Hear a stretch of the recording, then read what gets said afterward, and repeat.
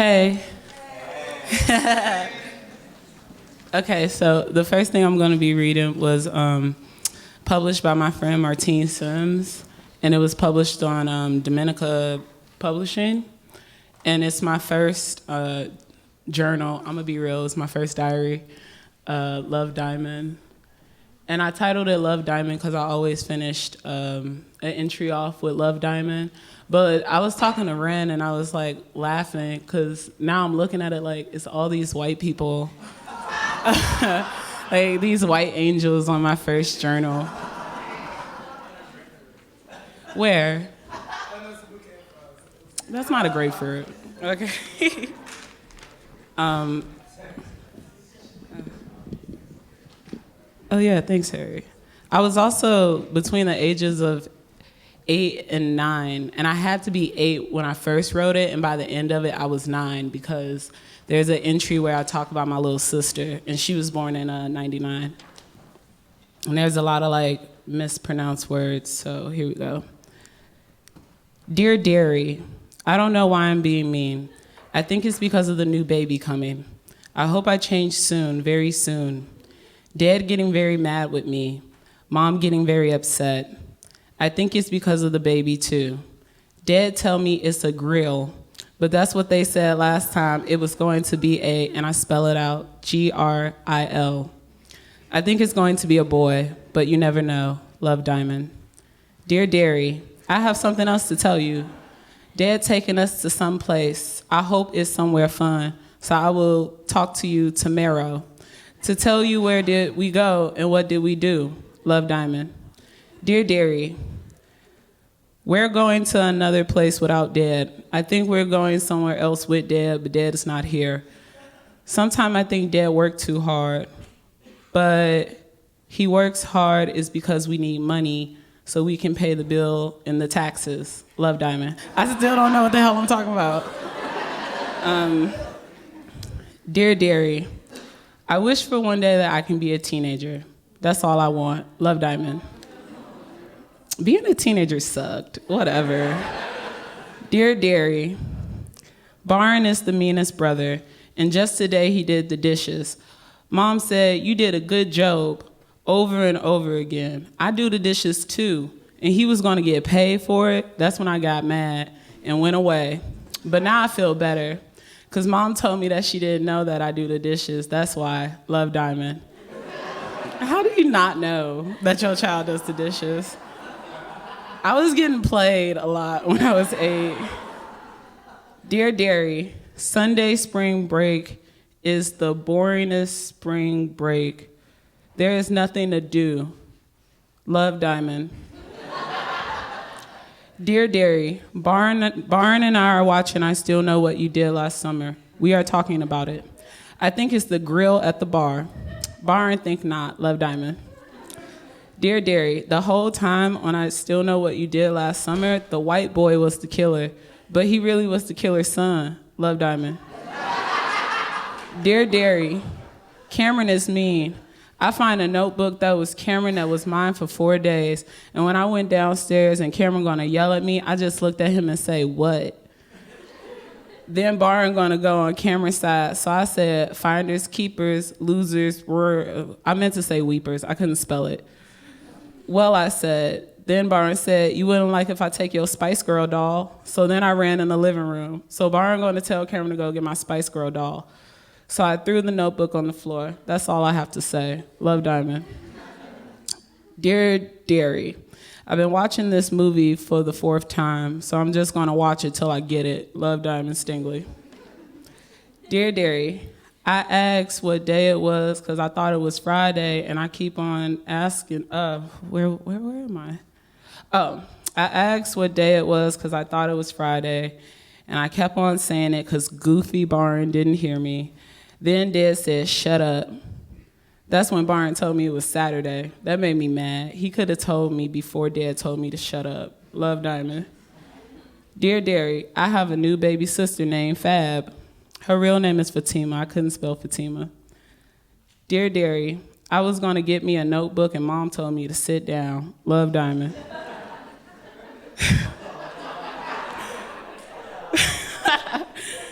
Dear Derry, and sometimes in my diary, I would say the boys, and that just meant my brothers, Byron and Cameron, because Evan was a baby. So, dear Derry, the boys up there be telling me to stay out their room, and they be in mine. So I don't give a care if they don't have a channel. They have no business being in my room. What makes them think I don't want my privacy? That's all for today. Love, Diamond. I was such a bitch. Dear Derry, Barn getting all the attention. Love, Diamond. Petty. Dear Derry, I have been getting blamed for everything. I think I got bad luck or something. And that was my last entry.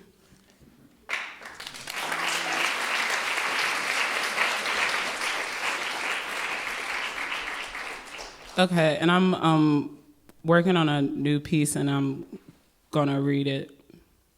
Yeah, okay. I decided to move to New York City after my friend Martine asked me to be in her video, Notes on Gesture, for her first solo show at Bridget Donahue Gallery. Martine said she would buy me a return ticket back to Chicago. I told her it wouldn't be necessary. Before Martine offered me the chance to move to New York, I was miserable. Like most Black people I know, I don't like the word depressed. I felt stagnant. I think of highways and how in the distance it sounds like running water. I can no longer sleep in the country. My mama thought about running away. She asked me where we would go if she kept driving. I worked at a dog boutique for a while when I first moved to New York. I didn't move here with much money. The entire time I lived on the west side of Chicago, I didn't save. I only had $500, and I let my mama borrow $200. I asked her to pay me back $20 a week. I stayed in my friend's bed and occasionally on the living room futon. I drank black coffee in the morning if my friend roommate offered. Around noon, I ate a bag of chips and 1 cup of yogurt. My parents said they never had to worry about me. I missed home. The dog boutique was more ideal for me if I was a teenager. It made me think there are a lot of bullshit jobs in New York City, definitions of old money, new money. New money people claim they ain't got any, but shop at dog boutiques. I delivered dog food to people's homes around Chelsea. I met Stephen Klein once.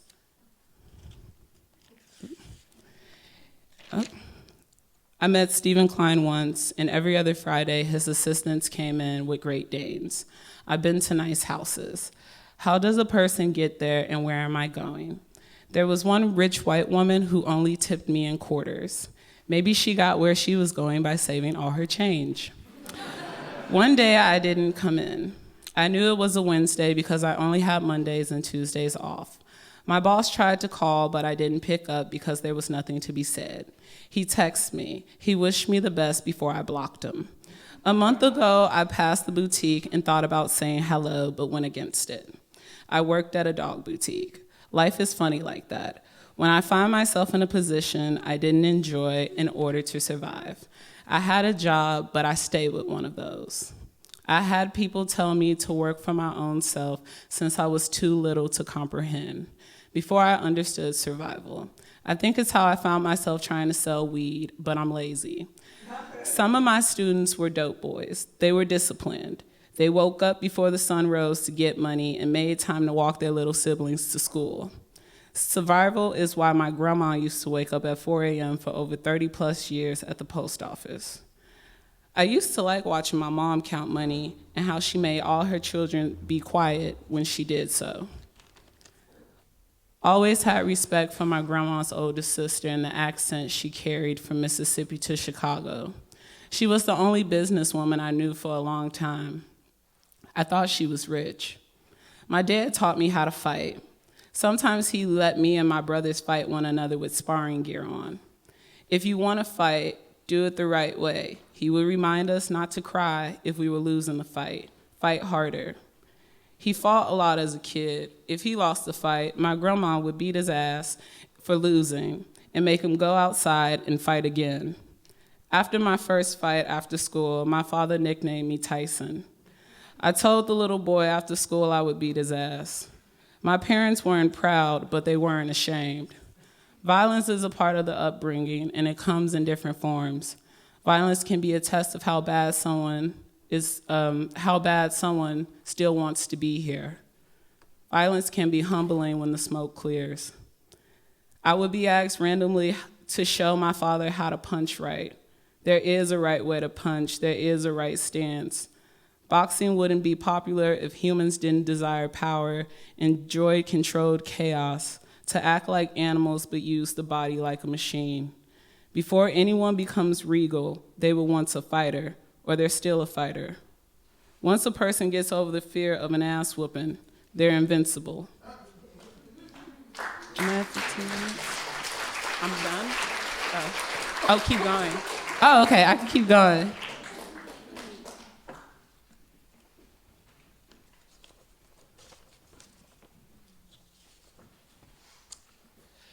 This is another piece I'm working on. Right now it's titled, My Brothers Didn't Wash Dishes. Right, y'all like, what she got against her brother? It's nothing, they all right. In a Black household, it is hard being the first daughter. I was told a lot as a child that I knew better even when I didn't. I was constantly critiqued on my manners. My body was examined and shamed. Black parents dote on their sons. My parents told me they don't worry about me because they know I can handle myself. Who will take care of mother when she is old? Asked the daughter. The son has went off and started a family. I think about the days I used to play volleyball. The memory of when I was 14 years old, sitting on the couch at my friend Candace's house. Her father was drunk. He made me feel uncomfortable. His friend came over. They looked like the definition of true Illinois rednecks.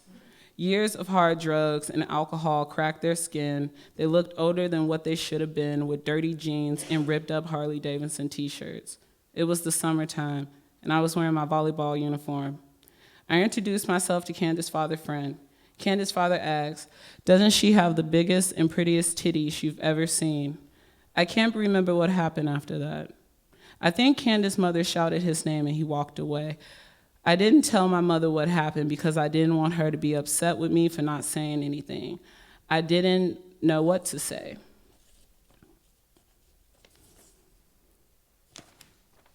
Oh, it's double-sided. I was like, okay. I didn't want her or my grandmother to think I was being fast, a term used for young girls who thought they were grown. Later that night, anyway, Candace ended up spending the night at our house because her father tried to have sex with her when he was blacked out drunk. Whenever the women in my family felt I was trying to buck their authority, I was asked if I thought I was grown and reminded they were not one of my friends. I was taught to be mentally tough, to watch my own back and to stop crying, or I was told I was too pretty to be crying all the damn time. I was told a lot to stop crying all the damn time by the elders in my family. If they heard a child start to fuss, they drawl out, "Oh shit, here we go with that damn crying." Black children aren't allowed to cry. "You better fix your face before we go up in here," I was told numerous times, and I would fix my face before the family headed into a function. If I cried when my siblings and I made fun of each other, I got made fun of even worse and teased that no one could joke with me. I was told I like to cry. I don't. It's the shame, the feeling of defeat when I cry, when I'm hurt. It is a universal feeling for a lot of Black people. Not allowing people to see you cry. A lot of pain and anger, a lot of unresolved issues.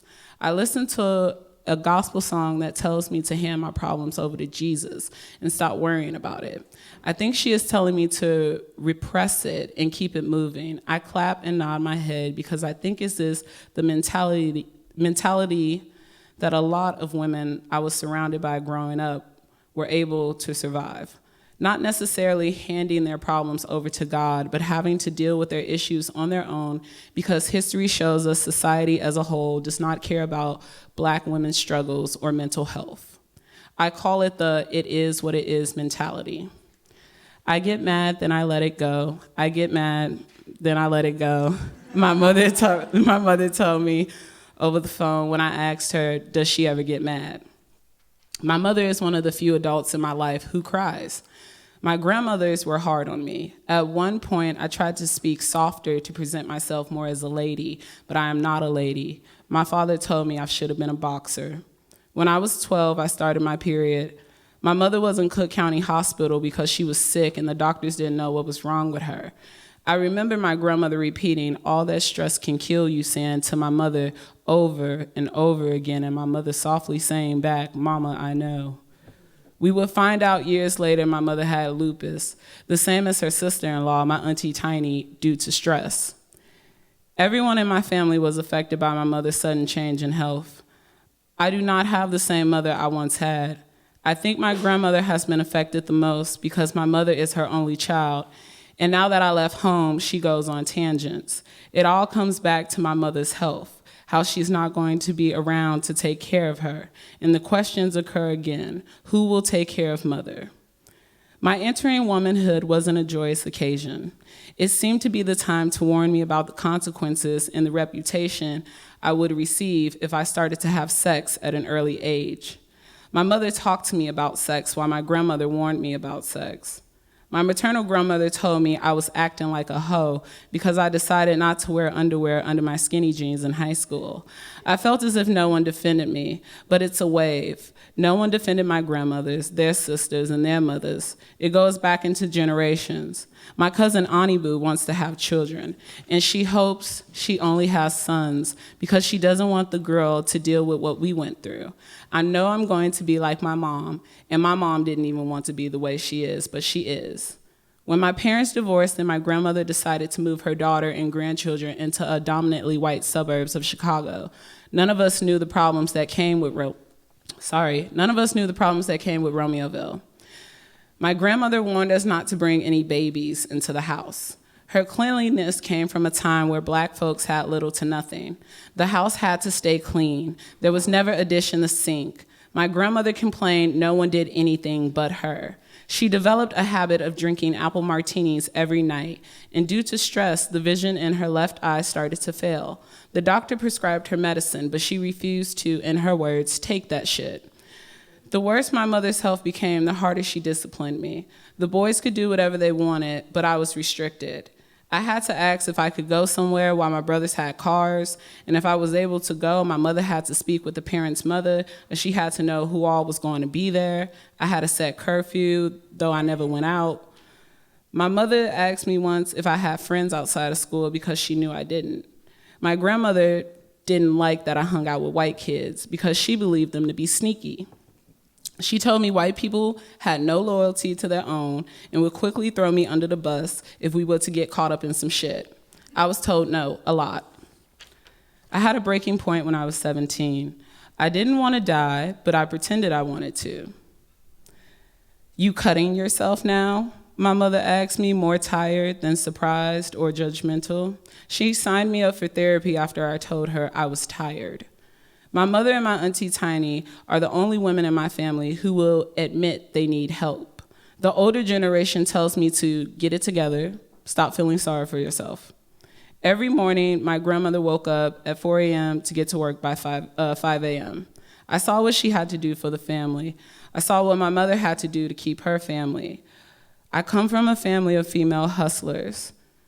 They are angry and they have every right to be, and they don't worry about me because as soon as the doctor said it's a girl, they had to unfortunately prepare me to go into the world. I have to be tough, smart, and hustle. Some days I have to be cold, and I don't think people understand that. Where the hardness comes from, but most people who don't understand where the hardness comes from isn't Black.